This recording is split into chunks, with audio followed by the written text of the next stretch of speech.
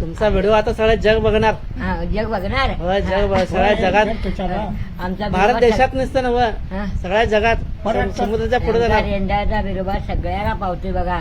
हा गावच्या नाही तर परगावच्या पावतोय. बस हे नाव पाहिजे होतं बघा. हा परगावच्या ते रामचंद्र पांढरे माझं नाव. सरांनी रात्री फोन केला मला आणि आम्ही 10 वाजता ते सर तिथून निघले. इथं येऊन आमच्या घरी मग इथं बाळू रेंदाळच्या घरी आम्ही आलो. तिथं मुलाखत घेतली त्या आजींची. मग इथं आमच्या मावशी आहे त्या वहिनी येतात. गंडा मामा या माझा मुलगा माझी मुलगी नात. नाव सांग बाळा तुझं. नाव काय? नाव काय? हेच नाव आहे तुझं? माहिती नाही. बोला बोला. माझं नाव प्रशांत रामचंद्र पांढरे. आज योग आला म्हणजे सकाळी म्हणून बोलले की एक सर येतात ते आदमापूरचं सर येतात आणि एक आपल्या ठिकाणी जायचं आहे. मग मला याची काही आयडिया नव्हती कुठं जायचं आहे काय जायचं आहे. मग आल्यानंतर इथं समजलं की मामांच्या विषयी एखाद्या व्यक्तीला एवढी माहिती आहे आणि त्या आजींना आम्ही भेटलो. मामांच्या विषयी एवढी त्यांना माहिती आहे की आम्ही पण ते एवढं मन लावून ऐकलं की बाबा खरोखर मामा एवढं अद्भुत होतं. तुम्हाला इथं घरच्या जवळ असं एवढी व्यक्ती आहे माहित होतं काय? नाही अगोदर काय याची कल्पना नव्हती. ते आमच्या मम्मीच्या ओळखीचे एक दंडामामी होते. ते बाबा यायचे वरचेवर यायचे. मम्मीची ओळख त्यांना आदमापूरमध्ये झाली. ते दोन घरी आले. त्यांच्यामुळंच कळालं की बाबा रेंदामध्ये असे कोणत्या आजी आहेत. त्या आजींकडे बाबा काहीतरी म्हणजे त्यांचं पूर्वचं काही नातं आहे त्यांचं. त्यामुळं येताना माहीत नव्हतं की आजींच्याकडे एवढी माहिती आहे. मामांच्या बरोबर त्यांनी कसा म्हणजे मामांच्या बरोबर कसं नातं होतं ते त्यांनी सांगितलं. ते त्यांना लेक म्हणत होते. त्यांना लाडाने बागूबाई असं बागू म्हणत होते. धन्यवाद. खरंच बरं वाटलं. तुम्ही आता इथंपर्यंत गाडी घेऊन आलात आणि चिपरीपर्यंत सुद्धा जायची तुमची तयारी होती. तयारीनं तुम्ही आला होता. पण चिपरीची मुलाखत आपण नंतर घेणारच आहोत. आजी तुम्ही बोला. तुम्ही सांगितलं असा म्हणून झाली मुलाखत, नाही तर मुलाखत झाली नसते. माझी दृष्टी होती सांगितली म्हणून वळमामाची सेवा मला मिळाली. काय सांगितलं असं आजींना सांगा. हे काय पहिले झालेलं सांगा म्हणते मी. माझ्या बसा येत त्या तुमचं काय काय झालं का म्हणून तेवढं सांगा म्हणते मी. नाही म्हणाले तिने. समजून सांगताना जरा ऐकल्या आणि व्यवस्थित सांगितलं. तुम्हाला इथे येऊन सांगायच्या मामांच्या विषयी? तुमच्या पशी येऊन बसायच्या का त्यात बसून पशी बसायच्या. आधी जरा इशे काढत द्या म्हणताना मी लेकीला बोललो. लेकीने मग म्हणे घर दावा. घर दावला आणि ही मुलाखत झाली. बरोबर. तुम्ही त्यांच्या जवळ बसला असा वरच्यावर सांगितलं असा म्हणून त्यानंतर पहिल्यांदा जरासं बोलल्या काय पण ऐकून माहिती होतं. मी इकडे गेलो तिकडे गेलो. आम्हाला तेव्हा चांगलं झालंय. मुलं बाळ झाली. आमची सुखी संसार झाला. सगळं सांगत होती. मग हिला मी बोललो लिकीला.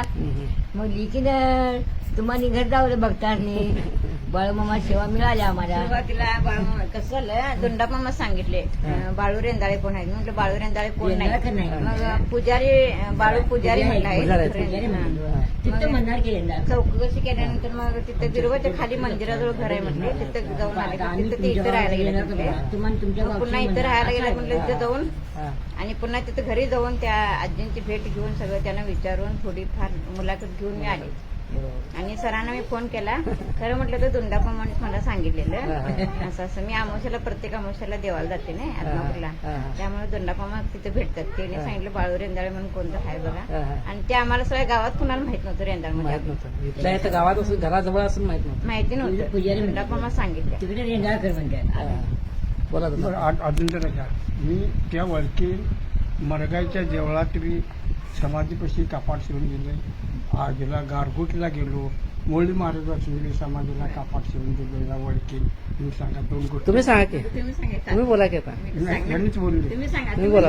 मी सांगितल्यावर ते मी सगळं करून आणलोय. मग सांगा की तुम्ही सांगा. त्याने भय भय म्हणतात. नमस्कार. माझी त्यांची काही ओळख नव्हती. ओळख नसलेल्यामुळं असा कसा देव अमकं तमकं आणि तुम्ही असं कसं त्या देवापती राहिला का. मग बरं ह्यांनी सगळं सांगितलं. मी काय म्हटलं मुरली महाराजांनी की लोड शिवून द्या. लोड नको काय नको. मग शेवटी आमचं दोघात ठरलं आणि समाजावर एक छत शिवून देवा कापाड शिवून द्या. हे करताना तिथं बी शिवून दिलं. मरगाईच्या देवळात बी शिवून दिलं. एवढं सांगून मी नमस्कार करतो. पण बारसं घालायचं घोड्याचं येत आहे का विचारलं. हा. मग 2 मैत्रिणी तयार केल्या आणि सकाळपासून आम्ही औरणाला गेलो. कपडे रात्रभर शिवली मी घोड्याची हा. आणि घेऊन गेले तिथं. हा. मग पुन्हा तिथं ते करून आले आणि मला काय वाटलं आमच्याच म्हटलं बिरोबाचा माझं जन्म ठिकाण हे तर यंदा हा. बिरोबाचा घोडा आहे त्याला एक असं करावं अशी इच्छा झाली माझी. हा, हा, हा. आणि तिथं पण करून दिलं. म्हणजे बारसा दिवशी बारसा दिवस तिथं पण करून दिला आणि तिथं पण यात्रेला करून मग मला दिला. विचारलं बारशाला काय काय आणायचं. हा. तुम्ही कुठेतरी मुलगा झाला आणि बारसे ठेवले तर काय काय नेता हा, कपडे ते नेता. सगळं तसं ते कपडे करा तुम्ही. हा, हा. आणि ते मग आम्हाला फोटो पाठवा म्हणताना घोड्याचा फोटो यासनी हा. पाठवला. बोला आजी. काय सांगू हा, तुम्हाला. बघा आता बोला म्हटलं की बोलत नाही सारे हेने बोलायला की बोलतसा बघा. हा माझ्या मुलगीनं हिथं सुद्धा हा. घोड्याला जुडी शिवून दिल्या झालतं पावत केला हा, सगळं कपडे घातले शिवून घेऊन दिल्यात. हा. आमची मुलगी हुशार आहे हा. आणि देवाचं तुमचा व्हिडिओ आता सगळं जग बघणार. जग बघणार. होय, सगळ्या जगात आमचा भारत बिरोबा देशात नसतं ना व हा. सगळ्या जगात समुद्राच्या पुढे आमचा जाणार. रेंदाळचा बिरोबा सगळ्याला पावतोय बघा. हा, हा. हा गावच्या नाही का परगावच्यानी बस पावतोय. बस हे नाव पाहिजे होतं बघा. हा परगावच्या लोकांनी भरपूर अगदी लांब लोक मुंबई पुण्यातनी येतात. हा, हा, हा. हा आणि सगळ्यांनी नामान सुद्धा पावलाय. पावलेलं आहे. होय, आम्हाला सुद्धा आम्ही सुद्धा रोज दर्शन घेण्याची नाही सकाळी काय म्हणून. हा, हा, हा. हा हाय आमचं सगळं व्यवस्थित आहे बघा आधी. चालेल. हा, जय बाळू. माझी आमची सेवा बोला बोला बाळूमामांच्या नावानं चांग बोला विठ्ठल प्रदेवाच्या नावानं चांग बोला अर्चनाप्पांच्या नावानं चांग. श्री विठ्ठल प्रदेव देवस्थान रेंदाळ या ठिकाणी मित्रांनो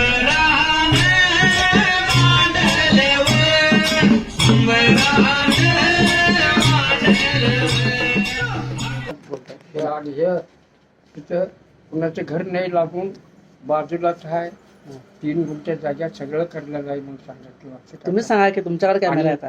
त्याने अपूर्वाडी कुत्रा बाळगिलेला आहे. कुत्रा बाळगलेला आहे अपूर्व आहे ना. बांधून असतं कोणतरी आ वेळेला त्याचा कामा नाही हा, हा. असं सांगा की काय पण सांगा.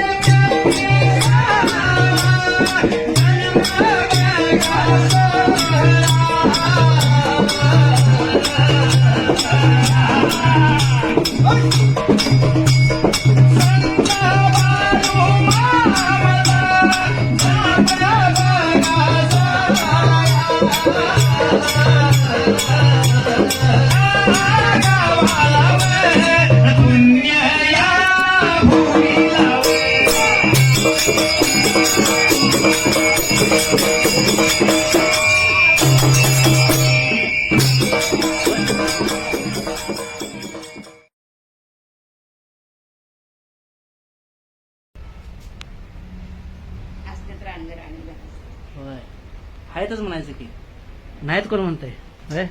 चला जय बाळूमा. बाळूमांच्या नावानं चांग बोला विठ्ठल प्रदेवाच्या नावानं चांग बोला.